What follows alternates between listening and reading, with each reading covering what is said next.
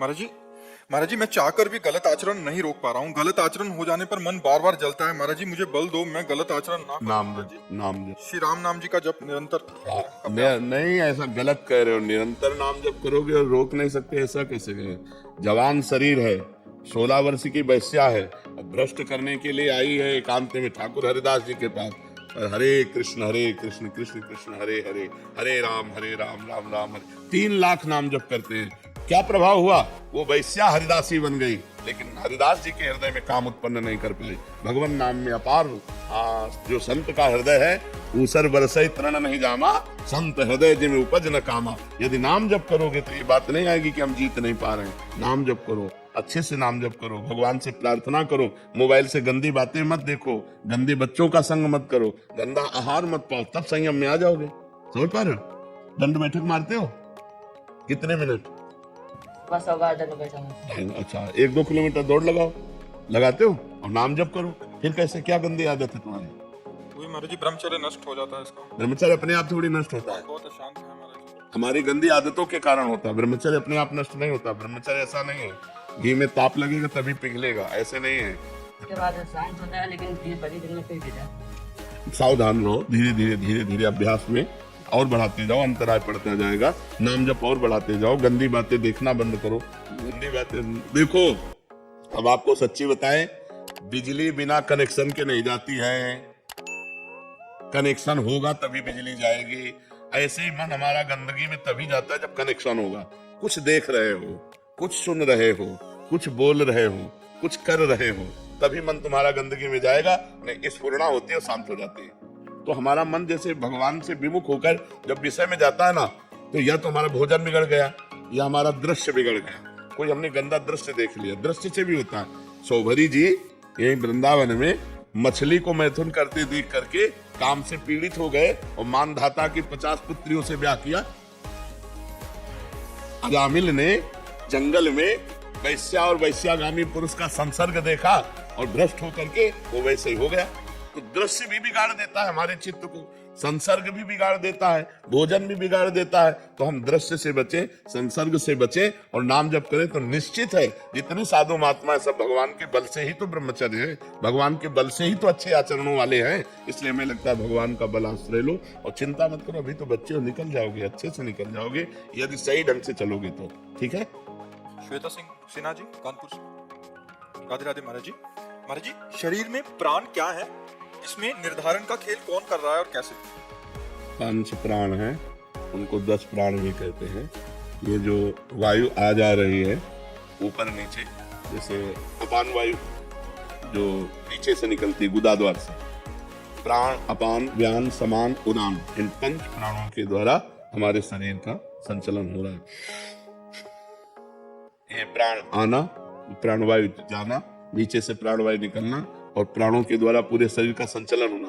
प्राण अपान व्यान उदान समान, ये 5 प्रकार के प्राण हैं। उनके छोटे हिस्से में 5 और हो गए तो उनको 10 कहते हैं। इन प्राणों का जो संचलन करता है वो ईश्वर होता है। ईश्वर जो आत्म तत्व, जैसे सब यंत्र जितने भी हैं, चाहे ठंडा करे, चाहे गर्म करे, चाहे प्रकाश करे, चाहे मोटर चलावे, उनमें पावर बिजली है। ऐसे चाहे पाप करे, चाहे पुण्य करे, चाहे अच्छा हो, चाहे बुरा हो, चाहे महात्मा हो, चाहे दुरात्मा हो, सब में पावर जो बैठा हुआ है वो परमात्मा बैठा हुआ है, ईश्वर बैठा हुआ है। सबका संचालन ईश्वर कर रहा है। और ईश्वर कौन है? आप अपने को भूल करके शरीर मान लिए, स्त्री मान लिए, पुरुष मान लिए। जब आप इसको छोड़ोगे और वहां पहुंचोगे तो चीज वही मिलेगी। जैसे कंगन है, बाला है, नथुनी है, हार है, ये सब इकट्ठा करके अलग अलग नाम दिए गए, लेकिन है क्या? सोना। सोना ही तो है ना। उनके नाम अलग अलग है, कंगन, हार, नथुनी, बाला, माथे की बिंदिया, अलग अलग उनके हम नाम दे सकते हैं। पैरों में घुंघरू, अलग अलग नाम दे सकते हैं, करधनी, लेकिन है क्या? सोना। ऐसे जड़, चैतन्य, स्त्री, पुरुष, मूर्ख, विद्वान, है क्या? परमात्मा। उसको जान ले तो जानत तुम्हें हो जाए। जो उसको जान लिया तो वही चीज आप हो। तो आप ये नहीं हो और हम इसी में फंसे हैं। आप में ही फंसे हैं, इसी में तो फंसे हैं। आपका जैसे पूछे आपका क्या स्वरूप है, तो आप सीधे परिचय शरीर कर देंगे। अमुक जगह जन्मा हूं मैं, अमुक कुल में जन्मा हूं मैं, ऐसा हूं, जबकि आप ये नहीं है। ये आपको एक सवारी मिली है परम पद तक पहुंचने के लिए। ये गाड़ी है, आप गाड़ी नहीं है। स्थूल, सूक्ष्म, कारण, 3 शरीर हैं और आप उन शरीरों के दृष्टा हो, साक्षी हो, प्रेरक हो। इनमें क्रियाएं हो रही हैं माया के द्वारा, उनको आप अपने ऊपर मान रहे हो, इसीलिए भोक्ता बन गए। कर्ता बन गए तो भोक्ता बन गए, दृष्टा से हटे कर्ता बन गए तो फिर भोक्ता बन गए। इसीलिए बार बार जन्म, बार बार मरण होगा। पुनरपि जननम, पुनरपि मरणम, पुनरपि जननी विपरे शयनम।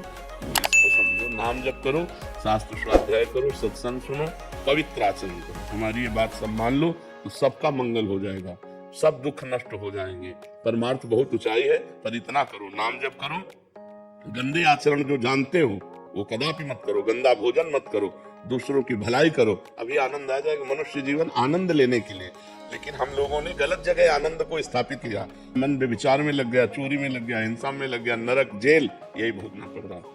तो हमको चाहिए कि थोड़ा मन से हमें लड़ना होगा, मन को हमें गलत रास्तों से हटाकर सत्य मार्ग में चलाना होगा। असतो मां सद्गमय, तमसो मां ज्योतिर्गमय, मृत्युर्मां अमृतम गमय। मृत्यु से अमृत की यात्रा, अंधकार से जीवित की यात्रा। ये अंधकार में जीवन हमारा है, जो हम विषय भोग भोग करके अपने समय को व्यर्थ नष्ट कर रहे हैं। ये अंधकार में जीवन, भगवान का चिंतन, निरंतर भगवान का चिंतन, यही आनंद में जीवन। प्रेरणा जी दिल्ली से। राधे राधे महाराज जी। महाराज जी, जब भी मैं भगवत स्मरण, जप या ध्यान करती हूँ, तभी असंगत और बीते हुए समय की व्यर्थ बातें मन पर हावी हो जाती हैं, जो बातें अब मायने नहीं रखती। महाराज जी, इस मानसिक विक्षेपों से कैसे पार पाऊं महाराज जी? पागल आदमी रोड में खड़ा गाली दे तो हम उससे मतलब नहीं रखते। ऐसे ही समय हम पागल है, पक्का समझो। इसको ऐसे उपेक्षा करनी जैसे पागल आदमी रोड में जा रहे, पागल आदमी आपको गाली दे रहा हो, ईंट मार रहा हो, आपको बुरा थोड़ा लगेगा, पर ये लगेगा यार पागल आदमी। ऐसे ही समय मन विषय में पागल है, संसार में पागल है, माया में पागल है। जब हम भजन में बैठेंगे तो भूत की बातें, भविष्य की बातें, वर्तमान की चिंता लेकर के या व्यर्थ की बातें वो मन हमारे सामने पेश करता है। जो मन में छुपी हुई वासनाएं वो बाहर आती हैं। हमको चाहिए कि डट करके नाम जप करते रहें और उनको इस तरह उड़ाते रहें जैसे पागल आदमी की बातें। मेरा मन, मैं मन, अब ये सोच लिया तो करना ही है। देखो ना, अब ये मन हट ठाने तो मुझे करना ही पड़े, क्यों करना पड़ेगा? अब वो जलाएगा। जब आप ना कहेंगे तो वो आपको ताप देगा, आपके हृदय में एक अशांति पैदा करेगा। यम ही न व्यथयन्ते पुरुषम पुरुषर्षभ सम दुखा सुखाधीरम स्वमृताय कल्पते। जो उसके द्वारा दी हुई व्यथा को, जलन को सह गया, वही निकल गया, वही मन को वश में कर पाया। और जो उस व्यथा से परेशान होकर जैसा मन का वैसा कर लिया, वो भ्रष्ट हो गया, वो नष्ट हो गया। तो हमको सहना है, इस पागल आदमी की बातें नहीं माननी है। हमको भजन में अपने चित्त को बार बार लगाना है। जहां से मन बार बार हमारा विषयों में जाता है, वहीं अपने ध्येय में लगाना ही साधना है। तो जब लग जाएगा तब तो कहने की बात नहीं हो, तो आनंद का अनुभव होगा। नितिन शर्मा जी। राधे राधे महाराज जी, दंडवत प्रणाम। महाराज जी, भक्ति की ओर बढ़ते रहने के लिए, उत्साह बनाए रखने के लिए आस्था कैसे विकसित करें जब परिस्थिति प्रतिकूल हो और निराशा से विचलित ना हो? महाराज जी ऐसे देखो, प्रतिकूलता और अनुकूलता ये मन का विषय है। मन जब परमात्मा में लग जाता है तो प्रतिकूलता अनुकूलता की परवाह ही नहीं होती।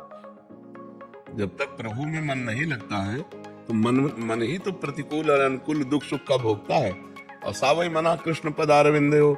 यदि इस मन को हम भगवान के चरणों में लगवा दें साधन के द्वारा, प्रतिकूलता अनुकूलता दुख सुख इनकी कोई परवाह नहीं रहती। हमारा मुख्य लक्ष्य होना चाहिए, हर परिस्थिति स्थिति घटना में हमारा मन प्रभु का चिंतन करे। और ये होता है अभ्यास योग युक्तेन चेतसा नान्यगामिना। अभ्यास किया जाए कि हमारा चित्त, हमारा मन किसी भी परिस्थिति में भगवान का चिंतन न छोड़े। अब वो नाम है, माला है आपके यहाँ गले में, तो आप निरंतर नाम जप करो। इसे हर समय अभ्यास बनाओ नाम जप का। धीरे धीरे मन जैसे नाम जप कर रहे हैं तो उसमें स्फुरणाएं हो रही, भूत की, भविष्य की, गंदी बातों की, अच्छी बातों की, उन सब पर ध्यान न दीजिए, बस नाम चलाते रहिए। नाम के बल से जब मन पवित्र होगा, प्रभु में लगा। जहां प्रभु में लगा सो प्रभु सम है, तो समता आ जाएगी। दुख सुख में, मान अपमान में, लाभ हानि में, जय पराजय में, प्रतिकूलता अनुकूलता में समता आ जाएगी। जहां समता आई परमानंद अनुभव में। खूब नाम का जप करो डट करके। नाम जप से ही भक्ति का रंग चढ़ेगा। नाम जप में अगर ढिलाई रहे और निरंतर, कभी माला से, कभी काउंटर से, कभी मन से भी, कोई माला वाला नहीं लिया, ऐसे चल रहा है। और ऐसे अभ्यास क्रिया करते हुए हो सकता है, फावड़ा चलाते हुए, व्यापार करते हुए, नौकरी करते हुए, चलते फिरते हुए हर समय नाम जप किया जा सकता है। तो नाम जप का अभ्यास करने से मन पवित्र होता है, पवित्र मन भगवान में लगता है, भगवान में लगा हुआ मन हर दुख सुख की परिस्थिति को समान भाव से सह सकता है। समझ पा रहे आप? पंडित विष्णुदत्त जी, गढ़मुक्तेश्वर जी। महाराज जी राधे राधे। महाराज जी मैं ये जानना चाहता हूँ कि ऐसी मान्यता है कि गंगा स्नान करने से इस जन्म और पूर्व जन्मों के पाप नष्ट हो जाते हैं। महाराज जी इस जिज्ञासा का निदान। हाँ, इसमें कोई संशय नहीं। स्नान तो बहुत दूर की बात है, अगर 400 कोस दूर से गंगा गंगा गंगा ऐसा बोल दे तो निष्पाप होने लगता है। गंगा गंगा यो ब्रूयात योजना नाम सतैरपि। 100 योजन का मतलब होता है 400 कोस। 400 कोस दूर से अगर गंगा गंगा गंगा उच्चारण करे तो उसके पाप नष्ट होने लगते हैं। तो गंगा पापम शशि तापम दैन्यम कल्पतरुष तथा, कल्पतरु गरीबी का नाश करता है, चंद्रमा ग्रीष्मता का नाश करके शीतलता देता है, गंगा पाप का नाश करके पुण्यमय बना देती है। यह तो पक्का बात है कि गंगा स्नान से पाप नष्ट होते हैं, पर पाप की प्रवृत्ति नहीं, इसीलिए लाभ नहीं मिल पाता। समझ पा रहे हो? गंगा स्नान से पाप नष्ट होते हैं पर पाप की प्रवृत्ति नहीं। भगवान के भजन से पाप की प्रवृत्ति का नाश होता है। तो इसलिए गंगा को भी पवित्र करने के सामर्थ्य भगवान के भजन कर। तीर्थी कुर्वन्ति तीर्थानि, जो निरंतर भगवान के नाम जप में डूबे हुए, भगवान के ध्यान में डूबे हुए, वो गंगा में चरण रखते हैं तो गंगा निष्पाप हो जाती है। गंगा पाप हरण करने में परम समर्थ है, इसमें कोई संशय नहीं, पर पाप की प्रवृत्ति नहीं। पाप की प्रवृत्ति का नाश होगा अध्यात्म भजन के द्वारा। जब तक चित्त भगवान में नहीं जोड़ोगे तो गंगा नहा के आए और फिर पाप कर लिए तो लाभ क्या मिला? हाथी का स्नान। हाथी जैसे स्नान करके आया और सूंड में रज लिया, ऊपर डाल लिया, तो स्नान का मतलब क्या रहा? गंगा नहा के आया फिर पाप कर लिया, फिर गंगा नहाए फिर पाप कर लिए। तो वो बस वैसे ही है, स्नान किया और लौट गए धोले में, तो वो बस। तो पाप की प्रवृत्ति का नाश होना चाहिए, और वो नाश होता है भगवान के नाम जप करने से, भगवान की लीला कथा सुनने से, भगवान के भक्तों का संग करने से, भगवान की प्राप्ति की लालसा करने से। और जहां पाप की प्रवृत्ति नष्ट हुई तो आप जहां भी हो गंगा के समान पवित्र हो, गंगा के समान पवित्र करने वाले हो। सात तरति सा लोकान तारयति मम भक्ति युक्तो भुवनम पुनाति। लोकों को पावन करने के सामर्थ्य रखता है वो महात्मा जो निरंतर अपने चित्त को भगवान में लगाए हुए है। पल्लवी जी राधे राधे। महाराज जी क्या भगवान के प्रति श्रद्धा सिर्फ पूजा ध्यान या व्रत के जरिए ही दिखाई जा सकती है, या मन में भी ध्यान और भक्ति से भी उतना ही प्रभाव पड़ता है? पूजा और बाहरी जो क्रियाएं हैं ये भगवान की भक्ति के सदाचार हैं, लेकिन वास्तविक भक्ति है आंतरिक, जो अंदर से भगवान का चिंतन है, अंदर से भगवान के प्रति अपनापन है। मैं भगवान का, भगवान मेरे, यही वास्तविक भक्ति है। बाहरी तो दिखावा भी हो सकता है, बाहरी तो नाटक भी हो सकता है। भक्ति का वही स्वरूप परम पूजनीय वंदनीय है जिसमें यह है कि मैं भगवान का, भगवान मेरे, रात दिन जितनी चेष्टाएं हो रही वो सब भगवान को अर्पित करे। तदर्पिता अखिलाचारिता, जितने आचरण हैं वो भगवान को अर्पित करे। तद स्मरणेन परम व्याकुलतेति, भगवान का स्मरण छूटने पर व्याकुलता ही नहीं परम व्याकुलता पैदा हो जाए, इसे भक्ति कहते हैं। भक्ति का स्वरूप है तदर्पिता अखिलाचारिता तद स्मरणेन परम व्याकुलतेति, समस्त आचरण भगवान को अर्पित करना, और वो भी भगवान के अनुकूल आचरण करना, और निरंतर भगवान का स्मरण करना अंदर ही अंदर, ये सच्ची भक्ति का स्वरूप है। नवल किशोर सिंगला जी। महाराज जी मैं डॉक्टर हूँ, कभी कभी पेशेंट हमको गलत बोलता है रूडली, तो मन में उसको उतना अच्छे से देखने का भाव नहीं आता, कैसे? नहीं, अगर पागल खाने के डॉक्टर होते तो तुम्हें थप्पड़ भी खाने की हिम्मत रखनी पड़ती। चूक जाए तो थप्पड़ भी मार देगा क्योंकि पागल है। तो हर मरीज अपने रोग से ग्रसित है, वो दुखित है, वो दुख निवारण करवाना चाहता है। अगर वो जरा सा भी हमको कटु बोलता है तो हमको अपने बच्चे की तरह ट्रीटमेंट करना है। जैसे हमारा छोटा बच्चा नाराज होकर हमारी दाढ़ी नोच ले, हमारे थप्पड़ मार दे, हमारे गाली दे दे, उस समय ऐसा नहीं कि इसने गाली दिया या इसने आदर किया। आपका कर्तव्य है कि उस मरीज के दुख का निवारण करे। भले आपको गाली दे, भले आपकी निंदा करे, भले आपके ऊपर थूक दे, भले आपको मारने की चेष्टा करे, और उसका ट्रीटमेंट ऐसे ही कीजिए जैसे एक आपका कोई आदर करने वाला हो उसका कहते हैं, क्योंकि वो नहीं जानता बेचारा, वो तो दुख से ग्रसित है, और दुख में पागल होकर वो आपको गाली भी दे सकता है। वो दुखी है, वो परेशान व्यक्ति है, परेशानी निवृत्ति के लिए आपके शरण में आया है, और आप डॉक्टर हैं तो आपको चाहिए अपनी गुस्सा को अंदर दबाते हुए ठीक उपचार करना, जिससे वो स्वस्थ हो जाए। इससे भगवान की कृपा पर होगी। वो व्यक्ति क्या कृपा करेगा? कृपा तो भगवान करेंगे तभी तो उन्नति होगी। आप भगवान देख रहा है कि आपको उसने गाली दिया लेकिन आपने उसके साथ व्यवहार अच्छा किया, तो आपकी इस अच्छाई पर भगवान रीझ कर आपकी उन्नति कर देंगे, लौकिक और पारलौकिक दोनों उन्नति कर देंगे। निशांत सिंगला जी, राधे राधे महाराज जी। भगवान की कृपा से नौकरी अच्छी है, काम में भी खूब मन लगता है, दया और सेवा भाव भी है, पर एक प्रश्न है, क्या युवावस्था में पति पत्नी को दान और सेवा में लगाना चाहिए? हम ये पूछ रहे हैं क्या युवावस्था में मरता नहीं है क्या कोई? हम इतना पूछ रहे हैं कि जवानी में क्या मृत्यु नहीं होती क्या? तो तुम्हारा पद जाएगा, नौकरी जाएगी तुम्हारे साथ, रुपया, पत्नी, मकान, तो खाली हाथ तो रह गए।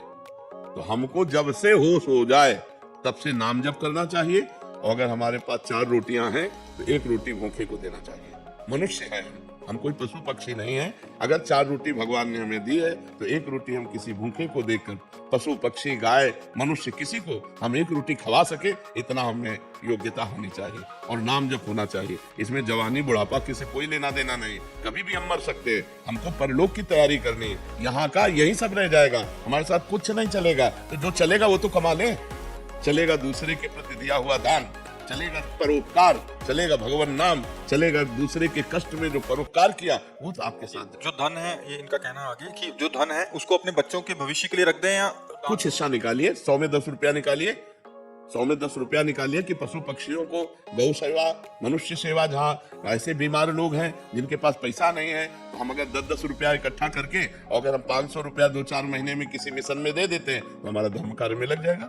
उसके विभाग कीजिए, मान लो 100 रुपया है तो 25 रुपया वर्तमान के भोग के लिए, और 25 रुपया बच्चों के लिए, और 25 रुपया जिस व्यापार को कर रहे हैं उसको बढ़ाने के लिए, 75, अब 25 बचे, अब इसमें कुछ मनोरंजन में लगा दीजिए, कुछ दान पुण्य में लगा दीजिए, तो उसका विभाग कीजिए, धन का विभाग कीजिए। ऐसा थोड़ी कि अगर बच्चों को करोड़पति होके सुखी होना है तो तुम 54 न जमा करो, करोड़पति होके सुखी हो जाएंगे, और अगर उनको फुटपाथिया बनना तो ऐसे आचरणों से युक्त हो गए। तो हमें लगता है बच्चों के संस्कार बनाने चाहिए, इतना प्रवीण बनाना चाहिए कि वो अपने पैरों के बल खड़े होकर के खुद कमाना सीखें।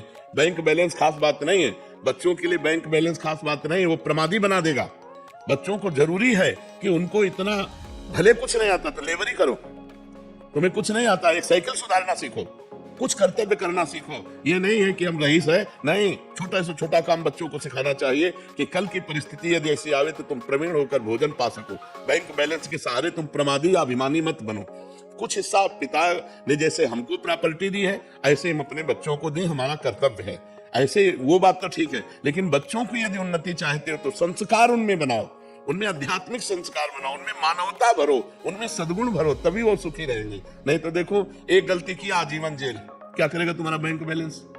बच्चे ने एक गलती कर दी, आजीवन कारावास, अब तुम्हारा बैंक बैलेंस, तुम्हारी पढ़ाई लिखाई सब करवाई बेकार हो गई ना। उनमें संस्कार भरो, उनमें सद्गुण भरो, उनमें परोपकार की भावना बनाओ, जिससे वो हिंसा, व्यभिचार, व्यसन से मुक्त होकर वो अब मंगलमय जीवन जिए। पलक अरोड़ा जी, दिल्ली से। महाराज जी, आपके चरणों में कोटि कोटि प्रणाम। महाराज जी, एक समस्या है, शुरुआत में नाम जप का आनंद मिल रहा था और भाव में रोना भी आता था। कुछ समय से नाम कम होने लग गया है और मन भोगों की तरफ आकर्षित होता है। निर्णय नहीं ले पा रहा हूँ कि कोई अपराध बन गया है या बैटरी डाउन हो गई है। महाराज जी, मेरा मार्गदर्शन। ऐसा नहीं होता, 3 गुणों का प्रभाव है। जब सतोगुण की वृद्धि होती है तो भजन में रुचि होती है, जब रजोगुण की वृद्धि होती है तब भोगों में रुचि होती है, जब तमोगुण की वृद्धि होती है तो निद्रा, आलस्य, प्रमाद की रुचि होती है। तो इस समय आपका खान पान, व्यवहार, मिलना जुलना, रजोगुण अधिक हो गया, सतोगुण दब गया, तो रजोगुण की वृत्ति भोग प्रवृत्ति, भोगों की तरफ प्रवृत्ति जाना, भजन में रुचि न रहना, बाहरी बहिर्मुख बने रहना, ये रजोगुण का लक्षण है। और सतोगुण में आओ, बाजार की चीजें खाना बंद करो, जो बाजार के भोजन बने हुए हैं उनको खाना बंद करो, रजोगुणी टीवी दृश्य देखना बंद करो, रजोगुणी लोगों से मिलना, तो नाम जप करते हुए उनमें भगवत भावना करते हुए, तो हम सतोगुण का पहले संग्रह करें, तो सतोगुण से फिर हम त्रिगुणातीत हो सकते हैं। पहले सतोगुण के द्वारा रजोगुण तमोगुण का त्याग करें, और जब निरंतर सतोगुण में स्थिति बनी रहेगी तो फिर हम सतोगुण के द्वारा त्रिगुणातीत हों। भगवदानंद, एक रस आनंद त्रिगुणातीत होता है, समाधि त्रिगुणातीत पुरुष की लगती है। पहले हम अपने मन को बार बार रजोगुण से जो विक्षिप्त हो रहा है उसको बचाएं, रजोगुण से बचाएं। सात्विक, अल्पाहार, दक्षा लाभ संतुष्टो, द्वंद्वातीतो विमत्सरा, जैसी भी स्थिति उसमें हम संतुष्ट हैं। मान अपमान में, लाभ हानि में, दुख सुख में समान भाव है। विमत्सरा, किसी से ईर्ष्या नहीं है और निरंतर नाम जब चल रहा है, खान पान बड़ा पवित्र है, तब कहीं हमारा भजन परिपक्व होता है। अब जब मन आया भोग भोग लिए, जब मन आया जो खा लिया, जो मन आया देख लिया, जो मन आया सुन लिया, जो मन आया जैसे आचरण कर लिए, तो भी इससे भजन तो नहीं होने वाला, भजन तो परिपक्व नहीं होने वाला। भजन तो बहुत पवित्र वस्तु है। उसमें जब लक्ष्य बनेगा भगवत प्राप्ति और अतिशय रगड़ करे जो कोई, तो अनल प्रगट चंदन ते हुए, चंदन में आग पैदा हो जाए यदि अतिशय रगड़ कर दी जाए, तो अतिशय प्रयत्नशील होकर के, हठी बन करके, नाम जब मन में नहीं चल रहा तो उपांशु चला रहे, उपांशु नहीं चल रहा तो वाचिक कर रहे, राधा राधा राधा राधा राधा राधा राधा, अपने आप चतुर्गुण आ जाएगा। पर खान पान, अब जैसे पिज्जा बर्गर नूडल ये वो बाजार की चीजें खाओ और सोचो भजन करे, तो नहीं होने वाला। ये अपवित्र बनाने वाले, अपवित्र पद्धति से बनी हुई वस्तुएं खाने वाले, ये कभी भजन नहीं कर सकते, ये केवल भजन का नाटक कर सकते हैं। भजन होता है पवित्र विचार के द्वारा, पवित्र धन से लिए हुए अन्न को भगवान को पवा करके फिर पाओ, तब भजन होगा। पवित्र आचरण, शरीर पवित्र हमारे, भोजन पवित्र हमारा, तब परम पवित्र भगवान का नाम हमारी जिह्वा पर नृत्य करेगा। कृष्ण कृष्ण कृष्ण, राधा राधा राधा, राम राम राम, हरि हरि, जो नाम प्रिय हो या जो गुरुदेव ने दिया हो। समझ पा रहे हो? चूक है उसको सुधारो। अपराध से भी भजन रुक जाता है। जैसे किसी वैष्णव के प्रति दोष दृष्टि कर ले तो अपराध बन जाएगा, फिर भजन रुक जाएगा। सत्वगुण होते हुए भी भजन रुक जाएगा। अगर किसी वैष्णव के प्रति ऐसा हो तो तुरंत वहीं प्रणाम कर लो। हे मन, तू क्या सोच रहा है? सब में भगवान है, ये तो भगवान के भक्त हैं। मोरे मन प्रभु से विश्वासा, राम ते अधिक राम करना सा। हे भगवान आपकी जय हो। हे संत भगवान, मेरे से जो मन से गलती पड़ी क्षमा करो, तुरंत खत्म। वैष्णव अपराध अगर वाणी से निंदा कर दो तब तो फिर उनसे जाके क्षमा मांगनी पड़ेगी। तो वैष्णव अपराध ना हुआ हो तो सतोगुण का संग्रह करो, भजन बढ़ना प्रारंभ हो जाएगा। और वाणी से तो नहीं होता भाई, पर अंदर ही अंदर ना भाई, ऐसा कुछ हो जाता तो भाई मैं खुद को अंदर से भाई मतलब हाँ टोकता रहता हूँ। हाँ, ऐसा नहीं है। और क्योंकि देखो सब में भगवान है तो पक्की बात है। बाहरी आचरण किसी के रजोगुणी, किसी के सतोगुणी, किसी के तमोगुणी, इन क्रियाओं को हम नहीं देखते, कारण तत्व को देखते हैं। जो साधक होता है वो क्रियाओं को नहीं देखता, वो कारण को देखता है। और कारण भगवान है सबके, सबके परम कारण भगवान है। तो हम सबको भगवान को देखें, क्रियाओं को क्यों देखें? क्रियाएं देखेंगे तो कहीं मलिन है, कहीं उत्तम है, कहीं अधम है। यही तो प्रकृति का खेल है। कहीं त्रिगुणात्मक माया के द्वारा क्रियाओं से हम व्यक्ति की पहचान नहीं कर सकते। हम उसके व्यक्तित्व के अंदर जो बैठा हुआ परमात्मा उसको देखना चाहते हैं। साधक उसको देखता है, नहीं तो ये क्रियाएं तो ऐसी होती रहेंगी। विद्या विनय संपन्ने ब्राह्मणे गविहस्तिनी स्वनिचय सुपाके चा पंडिता सम दर्शिना। जो सब में भगवान को देखता है वही ज्ञानी है। तो इसलिए सावधान होकर के चलो और भजन बढ़ाओ। मानसिक नहीं चला तो उपांश लाओ, उपांश नहीं तो वाचिक लाओ। तो मंत्र केवल वाचिक नहीं कहा जाता, नाम तो निरंतर जपा जा सकता है। तो खूब नाम जप करो जी। प्रवीण कुमार जी पलवल से। महाराज जी आपके चरणों में कोटि कोटि प्रणाम। महाराज जी आप कहते हैं पहले भगवान को खिलाओ फिर खाओ, लेकिन महाराज जी मेरे मन में ये भाव आता है कि मैं तुच्छ प्राणी भगवान को क्या खिला सकता हूँ? भगवान ही मेरे को खिला रहे हैं। हम आपको उदाहरण देते हैं। आपके बेटा है, कहे दो बेटा, दोनों को लाके एक एक सेव दिया आपने लाके दिया। एक बेटा खाने लगा और दूसरा दौड़ के आया और तुम्हारी गोद में चल के कहा पापा। कैसा लगेगा? कैसा लगेगा? आप उत्तर दीजिए। आपका हृदय भर जाएगा नहीं?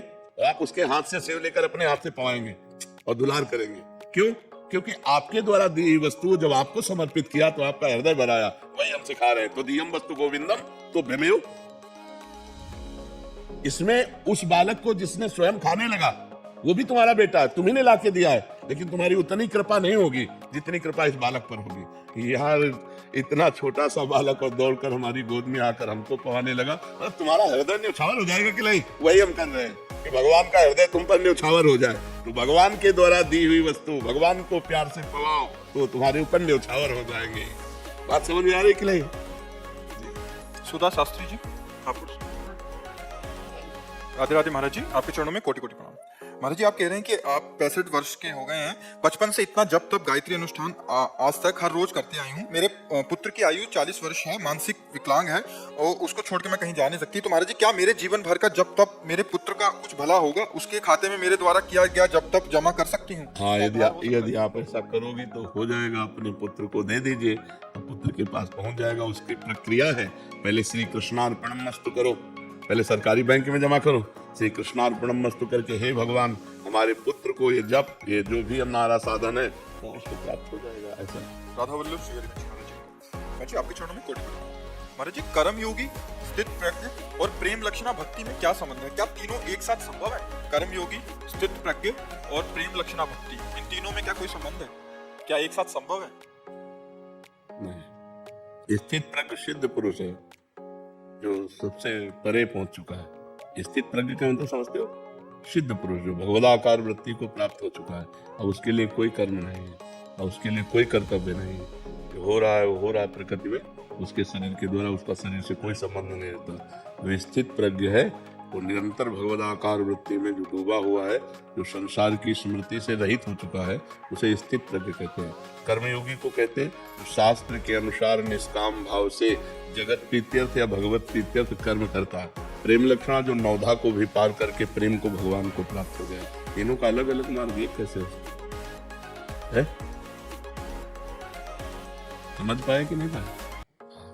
कर्मयोगी अलग बात है और उसी की परिपक्व अवस्था जो सिद्ध पुरुष हो चुका है उसे स्थित प्रज्ञ कहते हैं, और जो भक्ति का सिद्ध पुरुष है उसे प्रेमी कहते हैं, जो भगवान में प्रेम को प्राप्त हो गया है। योग से सिद्ध स्थित प्रज्ञ है।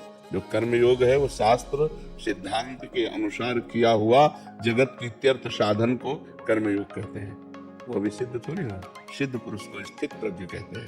और भक्ति के नवधा को भी जो पार कर गया है वो प्रेम लक्षणा भक्ति को प्राप्त होता है। पाई रस भक्ति गोड़ जुग जुग जग दुर्लभ भव इंद्रादि विधि, जो ब्रह्मा देवराज इंद्र को भी दुर्लभ भव इंद्रादि विधि, आगम और निगम पुराण गोचर सहज माधुरी रूप निधिम अनभय आनंद कंद निज संपत्ति गुप्त श्रीति प्रगट करणम जय जगुद्दीप व्यास कुल दीपक जय श्री हरिवंश चरण शरणम। प्रेम एक अमोघ वस्तु, स्थित प्रज्ञ सिद्ध पुरुष, कर्मयोग साधन, कर्मयोग साधन, स्थित प्रज्ञ सिद्ध पुरुष, प्रेम योग अपार प्रेम भगवान से। समझ पा रहे हो? हाँ, भजन करोगे तब समझ पाओगे। ऐसे प्रश्न करने मात्र से थोड़ी बात बनेगी। अब ब्रह्मचर्य रहो, चाहे गृहस्थ में हो चाहे विरक्त में, उचित ब्रह्मचर्य रहना चाहिए, तभी परमार्थ की बात समझ में आएगी। व्यभिचारी पुरुष परमार्थ का अधिकारी नहीं होता। जो मूल पुरुष होता है, भोगी पुरुष होता है, वो उसकी पशुवत बुद्धि होती है, वो अध्यात्म को ग्रहण करने की योग्यता खो देता है। जो भोगेश्वर प्रसक्ता नाम तयापहत चेतसाम व्यवसायत्मिका बुद्धि समाधो न विधीयते, जिसकी चित्त वृत्ति अपहृत हो गई है भोग और ऐश्वर्य में, वो भगवत प्राप्ति का संकल्प भी नहीं कर सकता। ये भगवान बोल रहे हैं जो रचना करते हैं सबकी। भोग ऐश्वर्य प्रसक्ता नाम तयापहत चेतसाम व्यवसायत्मिका बुद्धि समाधो न विधीयते। तो हमें लगता है अगर हम ककहरा से चलें तो ज्ञान में पहुंचने में देर नहीं लगेगी। बहुत घटिया स्थिति का हमारा जो मन है उसको हमको स्थित प्रज्ञ तक ले जाने के लिए साधन में लगाना पड़ेगा, केवल बात करने से थोड़ी दूर होगा।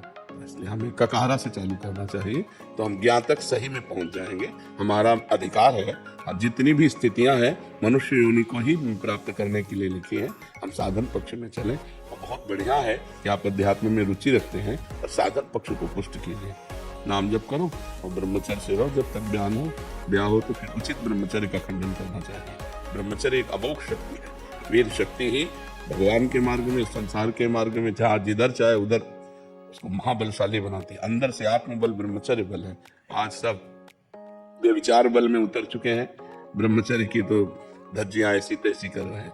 चाहे वो बच्चा हो चाहे वो बच्ची हो, केवल खिलवाड़ मनोरंजन के द्वारा ब्रह्मचर्य का नाश। कैसे अध्यात्म की, कौन अध्यात्म में चलना चाहता है?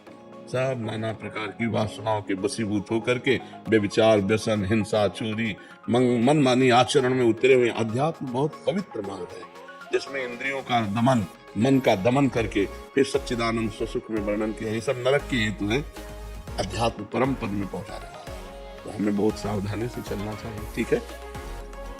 हरिदास जी बरसाना से, राधे राधे महाराज जी। महाराज जी दंडवत प्रणाम। महाराज जी, लाली जी के लिए खूब रोना तड़फना आए, इसके लिए कैसे कृपा होगी? सेवा बन जाए। लाडली जी की सेवा में अगर हमें कहीं सौभाग्य मिले या घर में सेवा विराजमान करे, सेवा से जो प्रीति होती है और प्रीति से रोना आता है, तड़पना आता है, तो अगर हम श्री जी के श्रीअंग सेवा प्रकट, श्री विग्रह सेवा प्राप्त कर ले, और वो भी निष्ठा पूर्वक। जैसे जयमल जी निष्ठा पूर्वक ठाकुर सेवा करते थे, सेवा में विघ्न न पड़ जाए, इसलिए उन्होंने नियम लागू कर दिया था कि 10 घड़ी जिस समय मैं सेवा में जाऊंगा, अगर उस समय किसी ने किसी भी तरह की सूचना दी उसे जान से मार दिया जाएगा। 10 घड़ी, 1 घड़ी 24 मिनट, तो 10 घड़ी 4 घंटा, 4 घंटा होते, 4 घंटा वो ऐसी सेवा करते थे कि कोई भी उनको सूचना भी नहीं दे सकता था। इतनी सेवा में संलग्नता। अब जहां प्रवेश हुए, ठाकुर जी का पट बंद किया और स्नान श्रृंगार 4 घंटे पूरी तन्मयता पूर्वक सेवा करते, साष्टांग दंडवत करते, और जब बाहर निकलते तब कोई बात कर सकता था।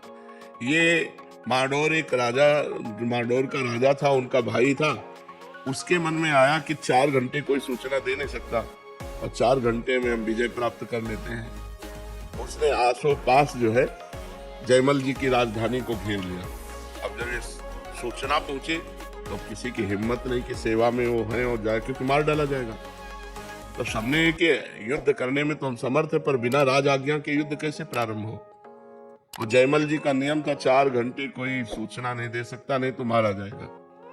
तो ये हुआ, राजमाता से प्रार्थना की कि आपको नहीं मारेंगे, जो जयमल जी की माँ थी, आप जाके केवल आज्ञा भर ले आओ। तो वो गई और उन्होंने कहा शत्रु पक्ष ने चारों तरफ से राजधानी को घेर लिया है, आप आज्ञा दीजिए क्या किया जाए।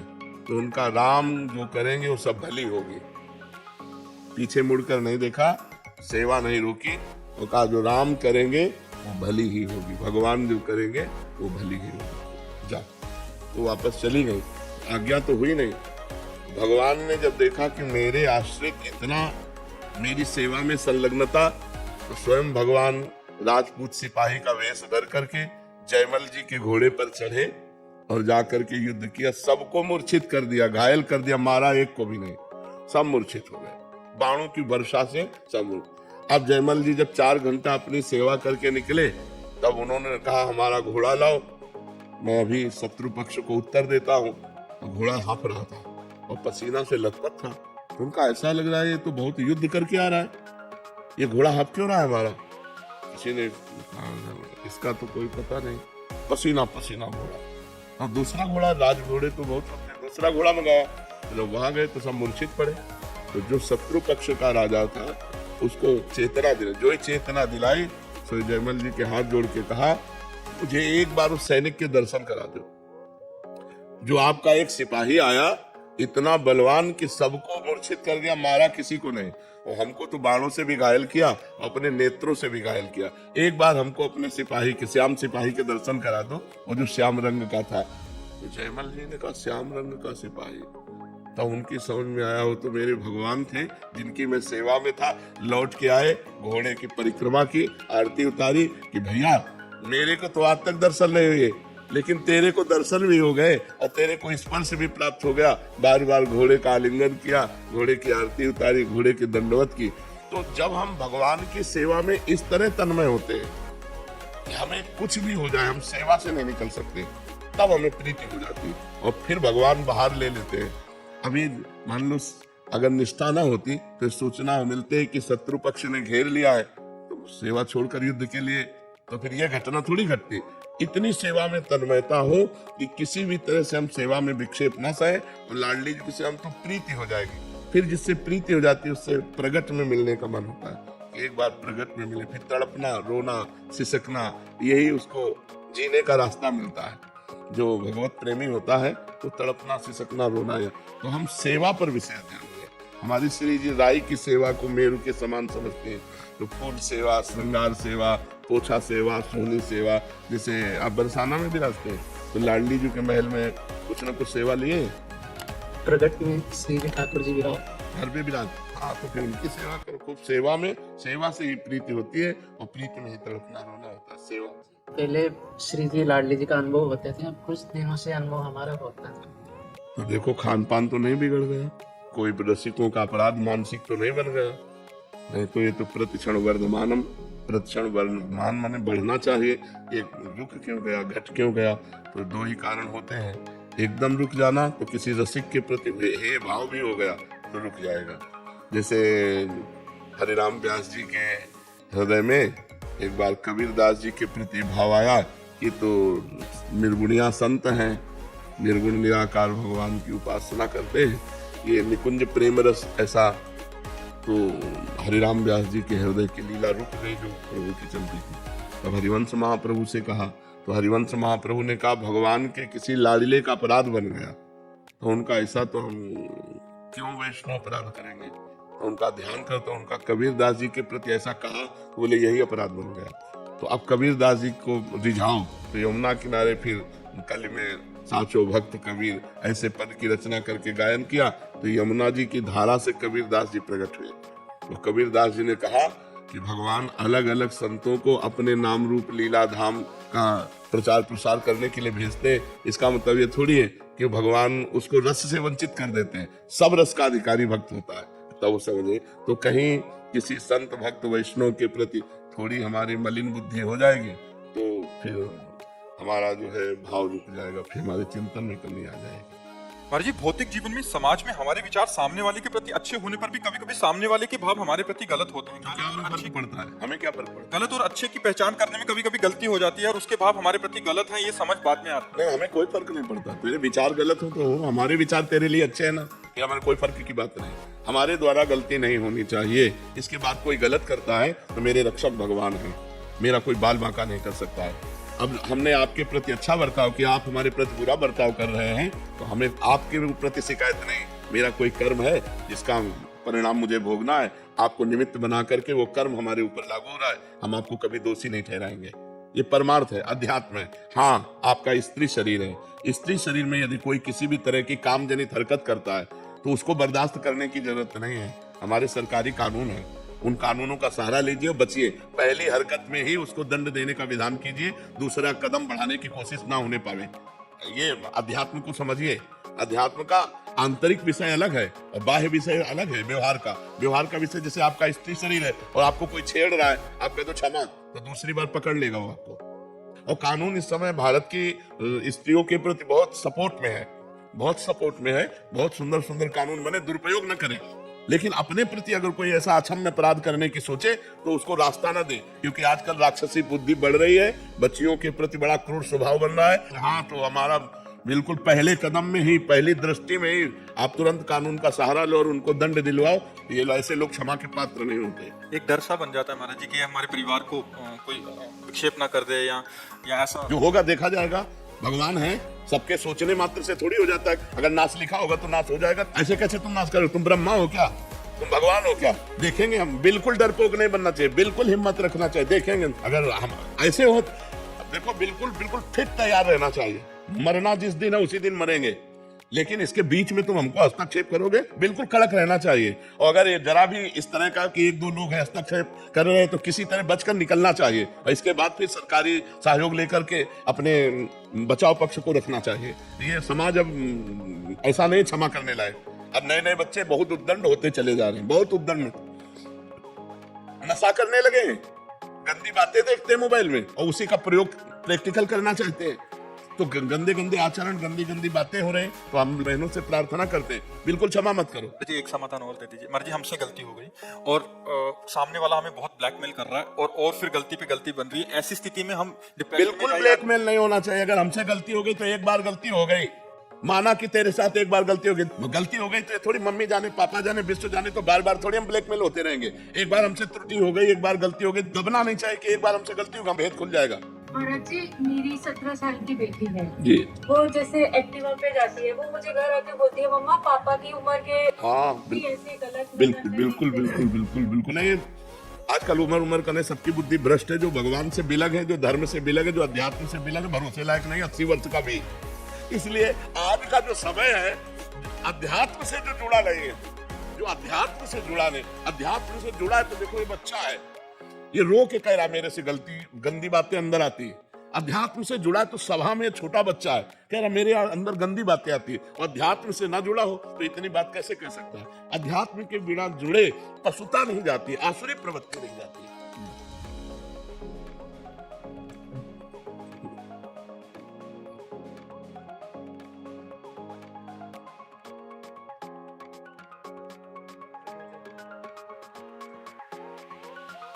ठीक है महाराज जी, हाँ, श्री जी की कृपा है, उन्हीं की कृपा से चल रहे हैं।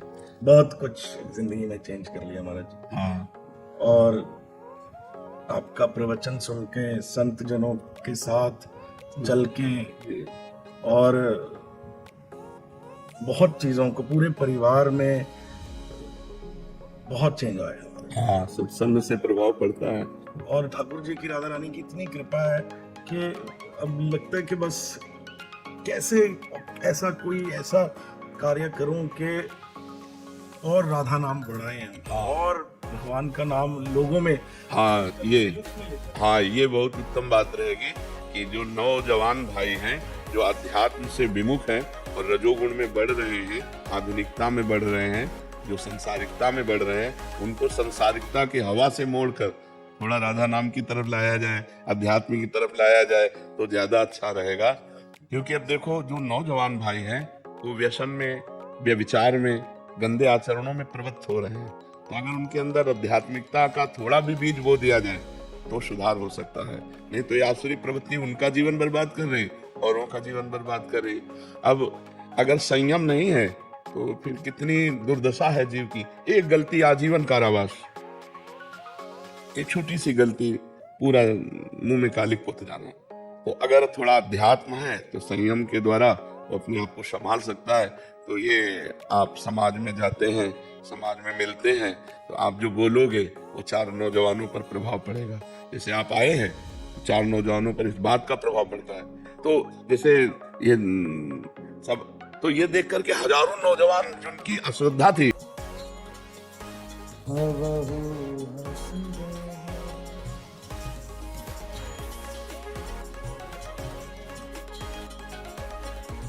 तुम मोही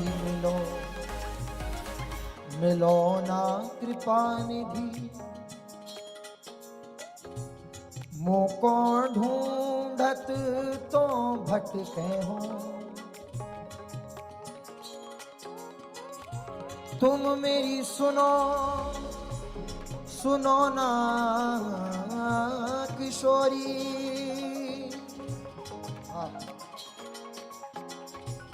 मोको